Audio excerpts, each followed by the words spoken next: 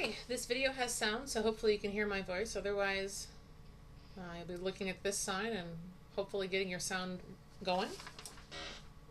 This lesson is 771, so that's Chapter 7, Section 7, Part 1, out of the Geometry Chapter 7 Study Guide.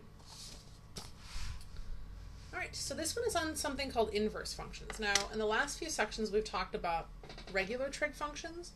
We learned about tangent and sine and cosine. And this one is called the inverse lesson because what it does is it allows us to take the what we normally think of as the answer side, the fraction side, and use that to go backwards and find the original value that we had before, which was the angle side of the equation. So before we had, the tangent of the angle equals the fraction. And now we're going to go backwards and we're going to say, okay, what was the angle if the fraction was this? So it's just depending on what we know. Before, in previous sections, we knew what the angle was. We were just missing a side. In this section, we don't know what the angle is. So we have the sides, we're just missing the angle. So for that reason, we're going to go backwards. We're going to use the inverse and find what we need to find. On a calculator, or on any scientific calculator, you're going to find these buttons here. We've been using sine, cosine, and tangent buttons, but now we're going to use the inverse buttons, which look like this. On my calculator, they're a second function of these keys, so I would have to hit second sine in order to use sine inverse, or second cosine in order to use cosine inverse. See the yellow there? Okay. So here's how you use them. They're saying that we want to use A as our reference angle. So if A is our reference angle, and we're going to try to find that angle, what they've given us is the opposite side. This is the hypotenuse, so this one must be the adjacent, right? So what they gave us is the opposite side and the adjacent side. So those two are the two sides that we're definitely going to use in our equation. So we have three choices: sine, cosine, or tangent. So which one of those fractions uses a combination of opposite and adjacent? Well, sine is opposite over hypotenuse, so that's not it. Cosine is adjacent over hypotenuse, so that's not it. Tangent is opposite over adjacent. Ah, ding. Okay, so we're going to be using the tangent equation. The tangent of angle A is opposite over adjacent. Now, as you can see, it seems like we're going backwards. We usually have an angle in one of these two, but now we have both sides and we're trying to find the angle. So it's a little different process. The first step, we're going to actually divide this out. 30 divided by 20, which is 1.5. Once we know what this value is, we can go back and figure out what that angle was in corner A. Here's how we do it. We use the tangent inverse button, not the tangent button. And then the answer that it's going to spit out is the angle A. So here's how I would enter that on my calculator. I'm going to use the tangent inverse button and I'm going to type in 1.5. So here's my tangent inverse. On my calculator, it's a second function of my tangent. On yours, it might be a little different. And then I'm going to type in the 1.5 value that we got from the fraction. So my answer is 56.3 degrees. Again, as always, it's important to make sure your calculator is in degree mode. Whoops, 56.3 degrees, not 53.6 degrees. There we go. In order to find the right answer. Now they said measure in the directions, measure to the nearest tenth of a degree, so I rounded off to the nearest tenth here. See? Okay, there's number 7. Number 8. We want to find angle A to the nearest degree. So this is angle A. And again, we have the opposite side that we've been given. This is the hypotenuse. And then we also have the adjacent side we've been given. So when you have the opposite and the adjacent, from your three choices, you would choose tangent, because that's the fraction that puts together the opposite on the top with the adjacent and then denominator of the fraction. So I'm going to take my calculator and I'm going to take 15 divided by 11, and I get about 1.36. Actually, it's 1.36 repeating exactly. So it's 1.3636363636 forever. And that's how you would write that with the bar over what repeats over and over. Now, I'm going to figure out what the angle is. So instead of going this way, because I have the answer value, I'm going to go backwards and find the angle. So the tangent of this number, 1.36 repeating, if I punch that into my calculator, it'll tell me what the angle was originally. So again, I'm going to do second tangent, so tangent inverse of 1.363636363636. Oops, 636. You don't have to type in that many. Probably 4 or 5 places after the decimal will be fine. And as you can see, my angle is approximately 53.7 degrees.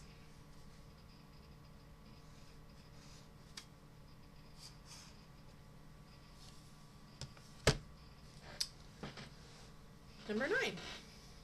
Here's the angle they want me to find, so that'll be my reference angle. The side over here that we're going to use is the opposite side. And this side is not the adjacent. This is the hypotenuse, right? The hypotenuse is always the longest side, and it's always across from the 90-degree angle in the right triangle. All right, now, which of the 3 choices combines the opposite with the hypotenuse? Is it sine, cosine, or tangent? Well, obviously it's not tangent. Tangent combines the opposite on the top with the adjacent on the bottom of the fraction. That's not going to work. We're not using adjacent in this problem. Sine is the one where you have the opposite side on the top of the fraction and the hypotenuse on the bottom.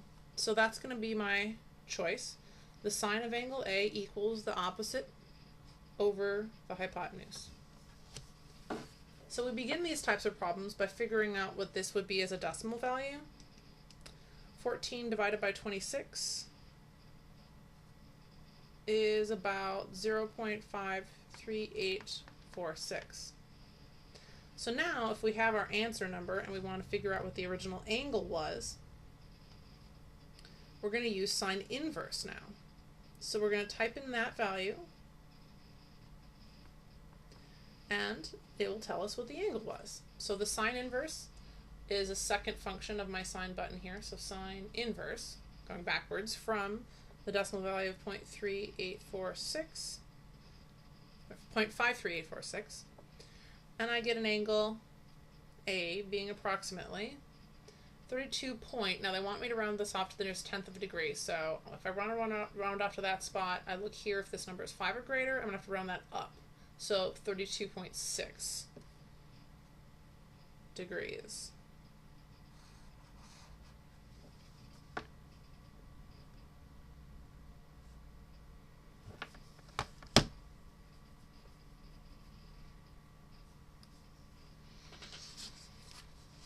On this one, they want me to find the measure of corner X, so that will be my reference angle. This side will be the opposite. This one's the hypotenuse, and so this one must be the adjacent. So when you're using inverses, you need 2 side lengths that you know, and then the angle's the thing you don't know. So if we're using opposite and adjacent, sine isn't going to work because that makes a fraction of the opposite and the hypotenuse. Cosine's not going to work because that makes a fraction of the adjacent and the hypotenuse. So tangent, which is a fraction that places the opposite in the numerator and the adjacent in the denominator of a fraction, that's the one we're going to use. That's the appropriate choice. So the tangent is opposite over adjacent. Tangent of your angle X equals opposite over adjacent, 7 over 5. So step 1 is taking 7 and dividing it by 5, which gives you 1.4. Then, since we have the numerical value here for tangent, but we want to go back and find out what the angle is, we can use our tangent inverse button to find that angle, angle X. So tangent inverse of 1.4 is an angle of, rounding off to the nearest tenth now, would be 54.0 Okay, if I want to round off to that spot, I look here. If this number is 5 or bigger, I'm going to round that up. So since it's 5 or bigger, this will be 0.5. So 54.5 degrees.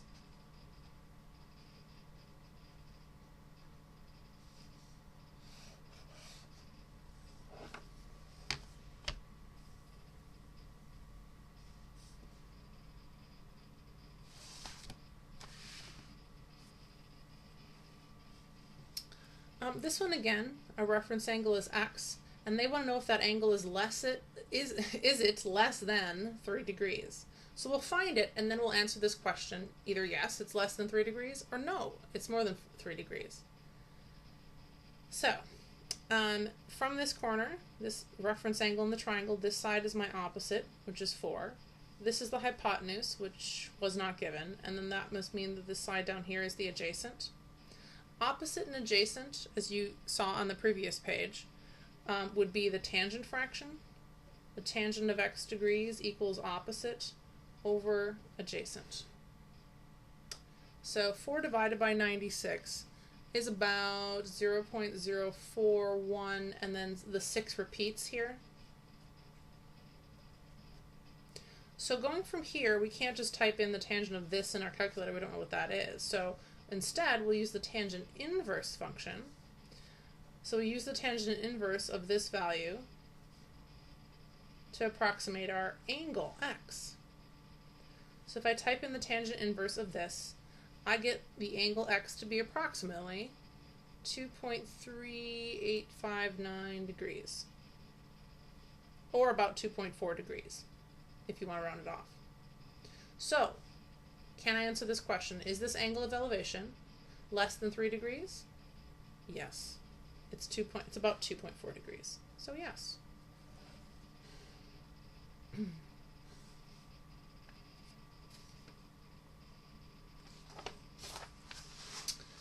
All right. Now these questions have to do with this diagram. You have a hot air balloon that's 600 feet away from above the ground at a 90-degree position directly above this spot on the ground. This is the ground. You have a person right here at position B and a person right here at position C on the ground. So basically what you have is you have a couple of triangles going on here. You have the triangle that is created by the person at position B,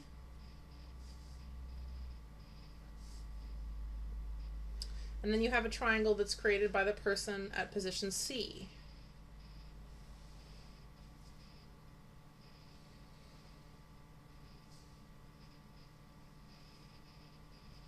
They're both right triangles. Okay, so basically they say that the angle of depression from the line of sight in the balloon, that's your line of sight if you're looking out this way, to the person at point B is 30 degrees. So an angle of depression always starts from a horizontal, and then it is measured down to a certain position. So it says the angle of depression from the line of sight down to the person at angle B is 30 degrees. So they want to know how far the person is from the position directly under the hot air balloon. So basically they want to figure out what this distance is. I'm going to call that distance x.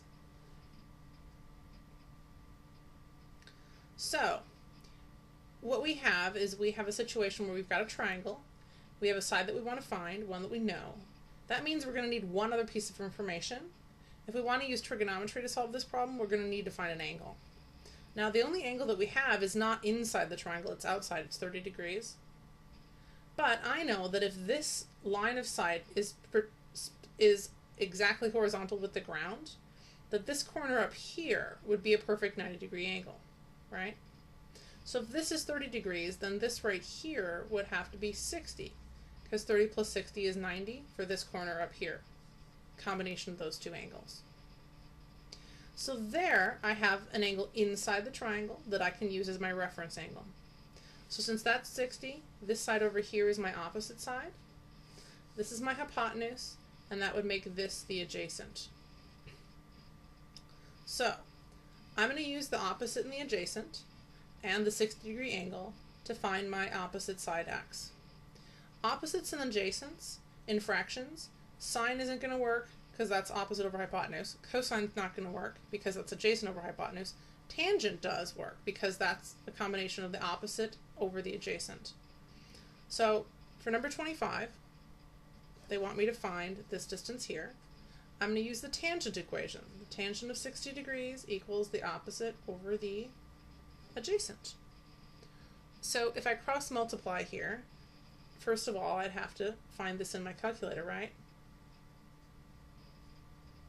Tangent of 60 degrees would be about 1.732.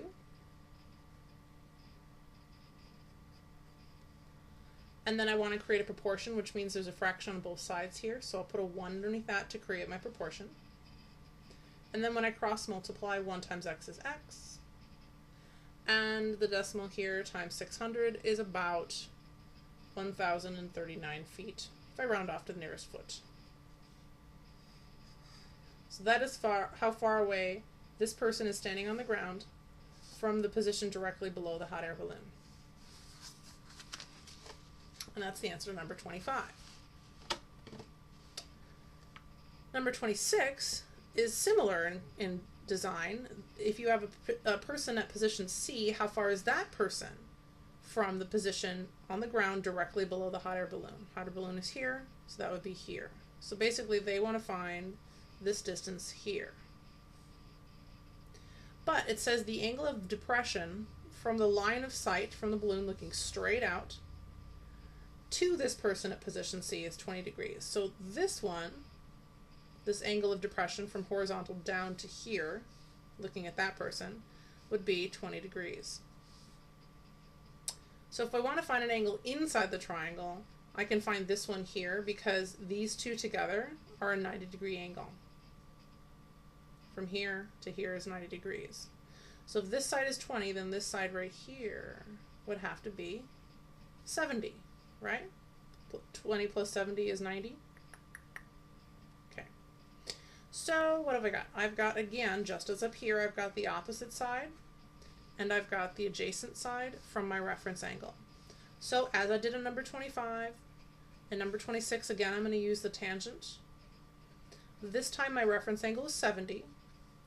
Opposite over adjacent is y over 600. The tangent of 70 degrees is about 2.747477. And if I write that as a proportion, I'll need to make this a fraction by placing a 1 underneath that number. And then if I cross multiply, y times 1 is y. And this number times 600 gives me approximately 1,648 feet.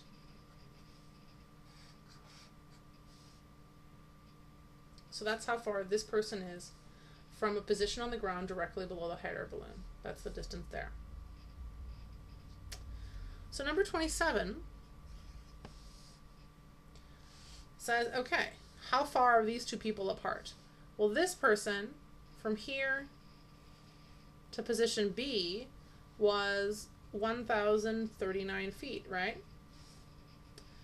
And this person over here from this position on the ground all the way over to there is 1,648 feet. So if I take this distance and I subtract that distance, that would give me how far apart they are from each other. So if I take 1648 and I subtract 1039, I get a difference in those lengths of 609 feet, which is how far apart position B is from position C.